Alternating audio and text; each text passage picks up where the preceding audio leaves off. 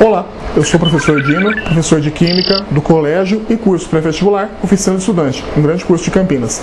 A dica de hoje do Enem, a gente vai estar falando um pouquinho sobre Química Ambiental. O Enem é uma prova que adora falar sobre Química Ambiental. Alguns problemas ambientais é muito interessante de saber no contexto químico. Por exemplo, o aquecimento global. O que é o aquecimento global? No aquecimento global, a gente tem um processo de intensificação do efeito estufa. O efeito estufa tem que lembrar que é um efeito benéfico.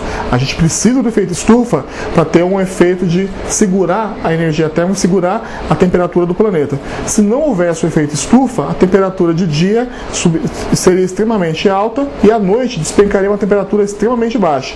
Com o efeito estufa, a temperatura fica amena durante os 24 horas do dia.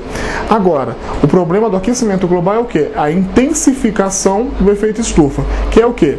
Você liberar gases estufas, como por exemplo o gás carbônico, o CO2, o metano, o CH4, o CFCs, os mesmos gases que destroem a camada de ozônio. O vapor d'água são gases que acabam o quê? Aprisionando o calor no planeta e começa o quê? A intensificar o efeito estufa. O efeito estufa, que é benéfico, acaba sendo intensificado e vai acontecer o que agora? O aquecimento global. Quais são os impactos do aquecimento global? Derretimento de geleiras, aumento do nível dos oceanos, mudança da biodiversidade, alguns seres vivos que precisam de uma certa frequência do calor, ou então do gelo, do ciclo de água, essas coisas acabam sendo afetados com o aquecimento global.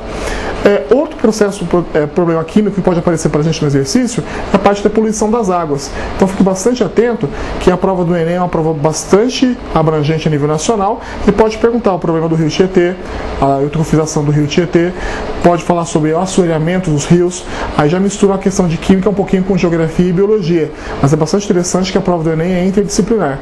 Então fique atento às questões dos problemas ambientais e procure uma fonte confiável para o Enem para estar estudando sobre esses problemas.